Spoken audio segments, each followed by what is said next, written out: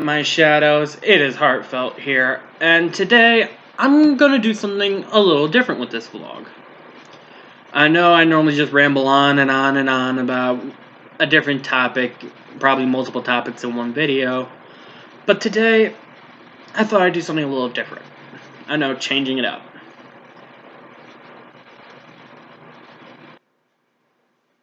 Yeah, I changed up my cigarette brand, there you go. Nah, I'm just kidding, I'm just kidding. But today, I figured something cool I could do would be to tell a story to you guys. So, for those of you that know me, and those of you that stumble upon this video, today will be my story of sophomore year in high school. Or basically just my whole high school story, I guess. I mean, I could probably condense it all into a 10-minute video, give or take. So, I started high school out in 2014 in the Elgin, South Elgin area. I'm not going to say the state. If you know me, you already know exactly what I'm talking about. If you don't know me, it'll probably take some digging. But high school was the first time in my life when I didn't go to the same high school as my older brother, or I didn't go to the same school as my older brother. Now, being the younger brother, I'm pretty sure most of you can relate. I, a lot of the time, was living in my brother's shadow. He always got there a year before me. He always make a name for himself anywhere he went. His old high school, for example, he was on the football team. He was I don't remember if he did basketball in high school. I remember he did basketball in middle school for sure. He did wrestling. He even won a bronze. I think it was a bronze or a silver medal in wrestling. So he would make a name for himself. And I always was just, oh, you're Logan's little brother. No matter what I did, I couldn't really step out of his shadow, I guess you could say. So, by the time I got to high school, my first year of high school, my brother was still going to his old high school, but because we moved cities, they made a deal to where he could still go to his high school because he had a car. He was able to drive. He was, I believe, in his sophomore or junior year. He was able to drive or get a bus or something. I'm not 100% sure. I know he had a car in, his junior year, but I don't remember how he would get there his sophomore year. So, freshman year for me was very exciting. I was able to kind of forge my own identity instead of just being Logan's little brother. And I will admit, I did not forge the best identity for myself. I got caught up in quite a few rumors around that school in my freshman year.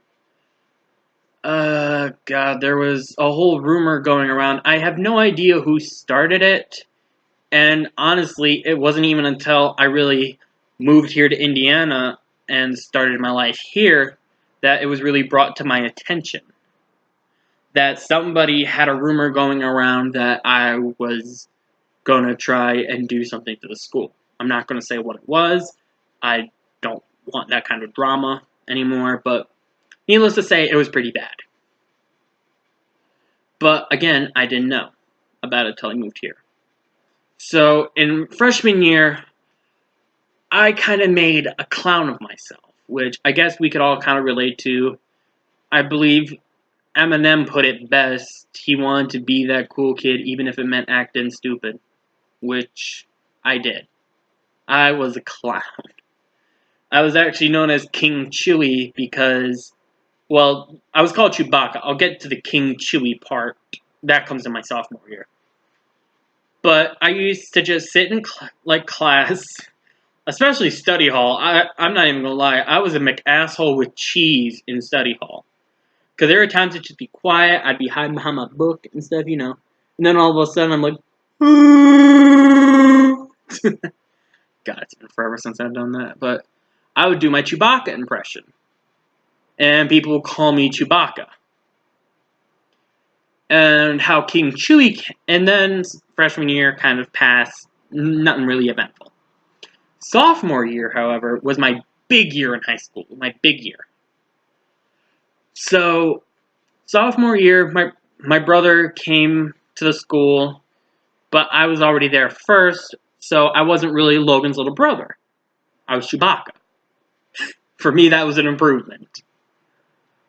So, while we were able to coexist in the same school, for once, I wasn't in his shadow anymore. I started doing cross country. Kind of dropped out of that, not gonna lie. Personal reasons, wasn't enjoying it as well. Don't kind of want to get into that right now, but it was around, God, I think it was actually around maybe this time in my sophomore year that they had the whole homecoming court for each year. If you don't know what homecoming court is, you know how they have the homecoming king, the homecoming queen, but then they have two representatives from each class, like not like actual class, like freshman, sophomore, junior, senior, that kind of thing.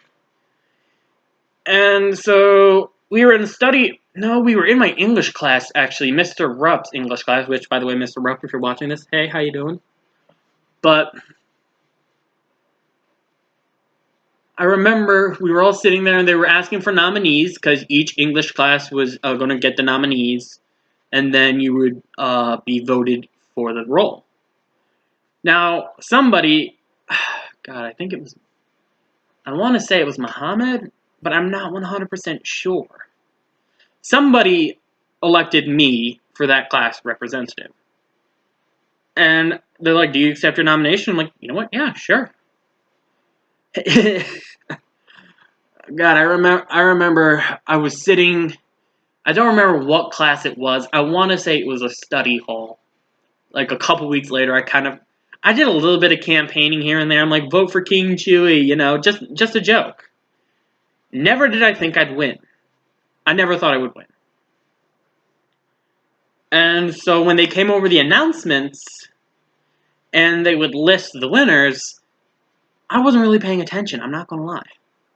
So when I heard Tucker Rashtor come over the intercom, oh, I was ecstatic. I'm like, I won. Like, for me, this was big. I know a lot of people, it probably wouldn't be a big highlight of their life, but that was the first time I can recall that I'd ever won something that didn't involve my brother or anyone else in my family. Like, I didn't do it as, like, part of a team, I guess you could say. Homecoming court was my first time really stepping out of the shadows and coming into myself. And it was awesome. It was really great. Had somebody go, I'm not going to mention them because a lot of things happened back then that I kind of want to just forget. But I had an amazing date for homecoming. It was by far one of the greatest nights of my life. I was in the parade. I had a sash and everything. And then I kind of just hung out. Party. I lived it up that night. Afterwards, I went with my brother. My date had to go home or something. Don't really remember. And afterwards, I went with my brother, his date, and a couple of his friends over to Applebee's.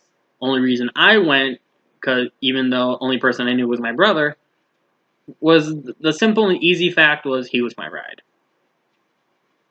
But, yeah, another thing that I kind of found out afterwards was, after I moved here, I was talking to my old friend Nicole, and she told me that she found out that the greatest night of my life was kind of a lie. She told me that after I moved out of the States, that she heard a bunch of people talking about how I was nominated for homecoming court as a joke. Yeah, the clown was elected as a joke. Ha ha ha, very funny. I'm not gonna lie, that kinda hurts. Really kinda hurts. But, I could either sit and dwell on it, which I'm pretty sure you all have those moments where you're lying in bed and your brain's like, would you like the greatest hits of your worst mistakes? That's kind of the only time it really bugs me, is when I'm trying to sleep, I guess. But, would I go back and change it if I could? Hell no. It was a great night for me. I It was probably the greatest time I've ever had, really.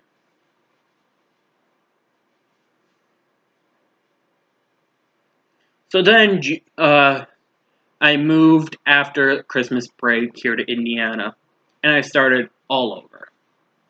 But this time, nobody knew I had a brother. People at South Elgin, only reason they really didn't mess with me very much was because they knew Logan was my brother, and if you know Logan, he's a pretty big dude. He is a big dude. Don't get me wrong, he's a complete and utter freaking teddy bear, but if you don't know him personally, he looks like he could freaking he looked like he's gonna stomp you out over a PB&J sandwich kind of thing. He's that big. But dude, off track, off track. Dude, again, he's a really good dude. My brother's a really good dude. But so middle to end of sophomore year, I guess, I moved to Lafayette and I started school there. And there, oh boy, I did a lot of fucking up. I did a lot of fucking up back then. I messed around with people I shouldn't have messed around with. Hurt a lot of feelings. Got a lot of people mad at me. A lot of those people I don't talk to anymore. One of the people who I don't think anything bad happened between me and him. If you remember in one of my past videos, my buddy Ryan, who, if he still watches this, hey, miss you, man. Shoot me a message. I'd like to get back in contact. But I haven't really even talked to him. And that's mostly because things have just been happening.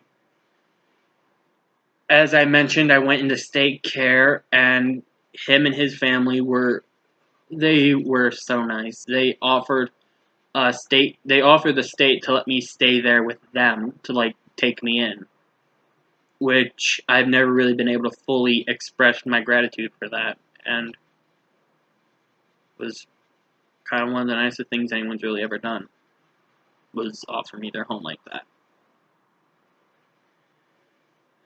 So then junior year came, and I was in state custody at the time, so for the state, I mean, I was in state custody for junior and senior year, so not much really interesting came up out of those.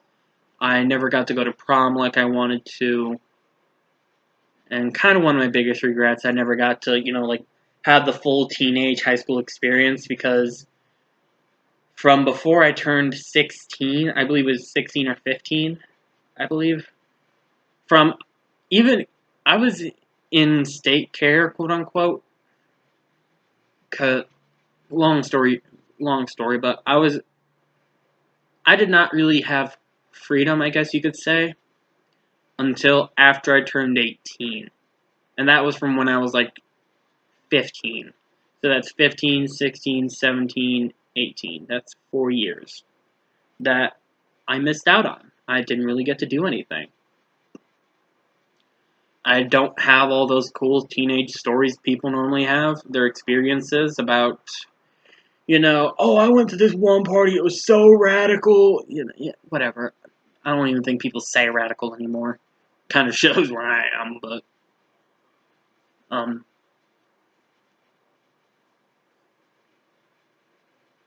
there's a lot of things I regret about those times that I wish I could go back, people I wish I could say sorry to. Some people I kind of wish I never even met just so I wouldn't have screwed them over. Like I said, I believe it was either a past take I didn't do or a video I uploaded, I am fully willing to admit I am not perfect. I am nowhere near perfect. But the thing is that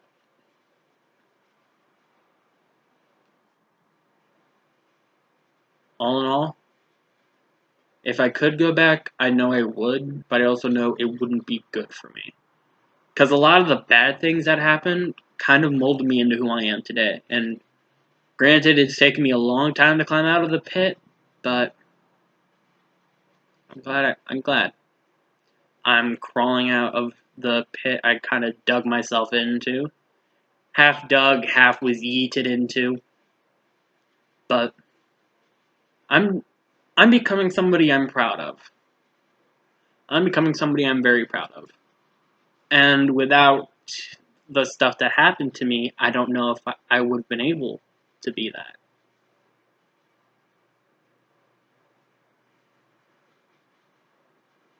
Now this video is running on 16 minutes. I don't even know if this will post correctly, so I'm gonna cut this short. Thank you all so much for watching. I love each and every one of you guys, and I hope I can keep making content you all will enjoy. This is Heartfelt, signing off.